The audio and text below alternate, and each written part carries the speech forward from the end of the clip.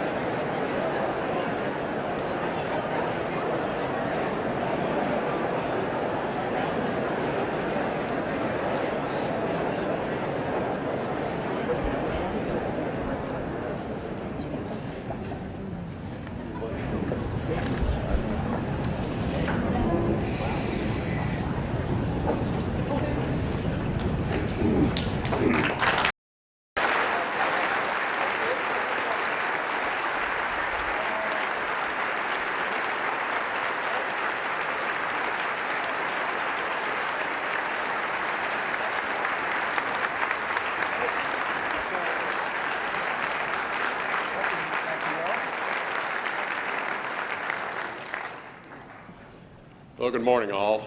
We apologize for being late. It seemed that this year's prayer breakfast, people felt the need to pray a little longer.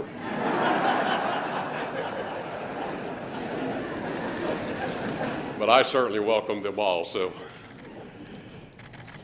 thank you for such a warm reception. And it's a pleasure to be here. Obviously, I've been anxious to be here, and I'm so pleased to have my wife, Renda, of more than 30 years, and she has been just steadfast through this process, encouraging me on and reminding me what this is really all about. And so thank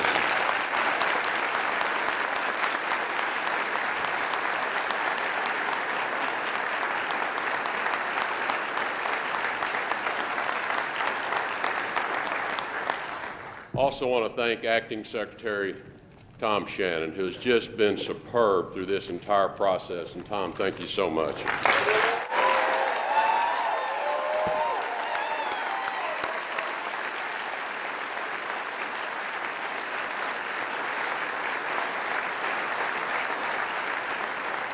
It was truly and indeed an honor that Tom joined us in the Oval Office last night for my swearing in, and appreciated that he was there. Obviously, I also want to recognize and thank all of you here at headquarters of our State Department, the staff and partners around the world who have faithfully performed your duties regardless of who was in charge. It was so important. I know many of you have assisted ambassadors and other officials during the Senate confirmation process, and indeed some of you have been through it yourself. Having just come through it for the first time, I can assure you the Senate still takes it as serious as ever. They're as energetic as ever. They're as thorough as ever. But we're here.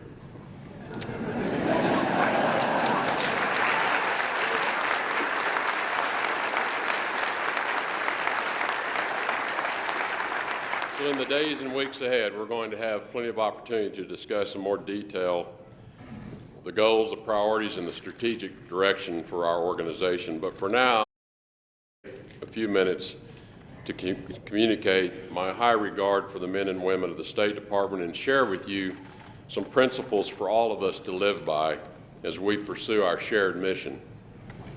The individuals who comprise this department are among the finest public servants in the world. Many of you serve our nation abroad and have served our nation abroad. State Department staffers in the field are not just conduits for policies and plans. You are our emissaries of our nation and the ideals we stand for. When people see you, they see America. When I wake up each morning, the very first thing I ask myself is, are all of our people safe? The safety of every single member of our State Department family, regardless of where he or she is posted, is not just a priority for me. It's a core value, and it will become a core value of this department.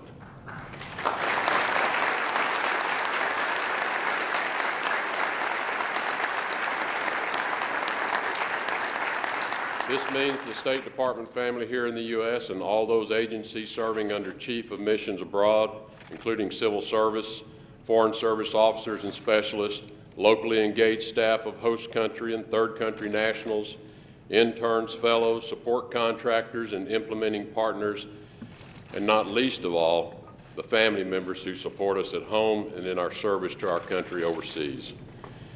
The Foreign Service is not the only component of the State Department. The civil service workforce at the State Department plays an indispensable role in all we achieve, and we cannot attain success without the mission-critical services that you provide. Though we often live in a world of headlines, working outside of the public eye does not make you any less essential to our operations. Your dedication, your intelligence, and your sound judgment are the brick-and-mortar elements of all we do. We all depend on your good work, and I know it will continue. One of the great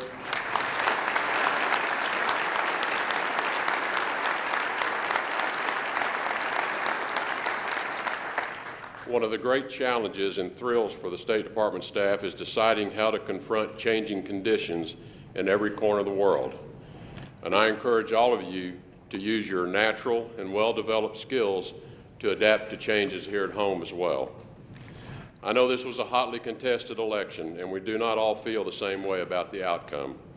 Each of us is entitled to the expression of our political beliefs, but we cannot let our personal convictions overwhelm our ability to work as one team.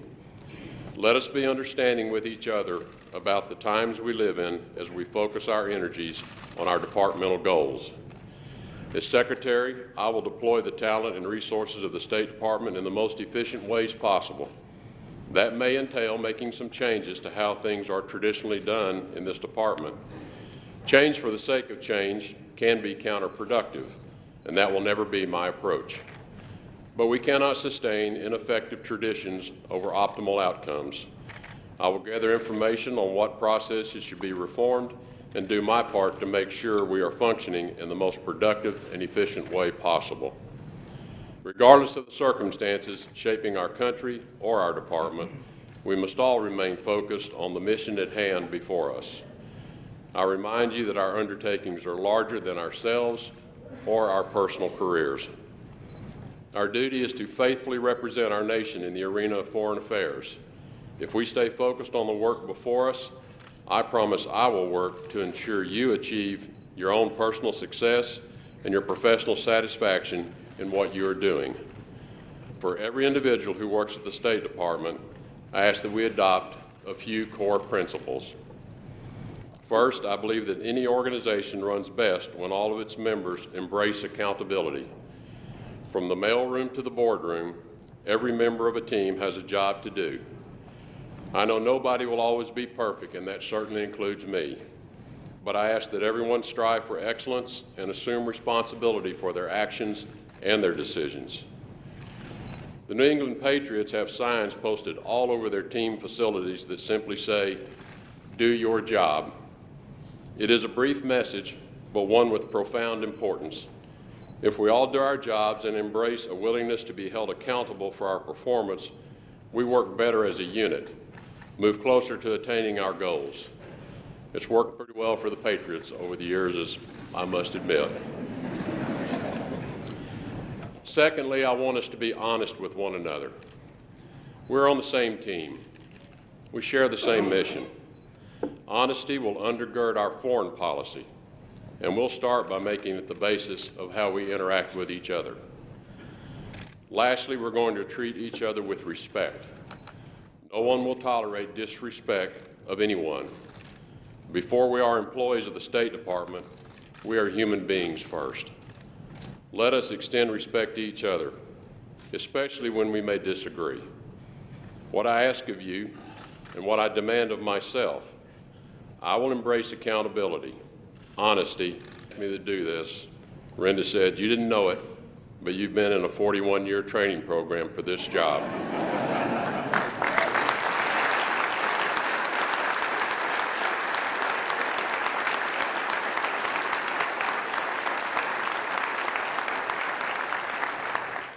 So despite our own dreams, she said, "You're supposed to do this." Well, my first day's here. I'm on the job. Hi, I'm the new guy.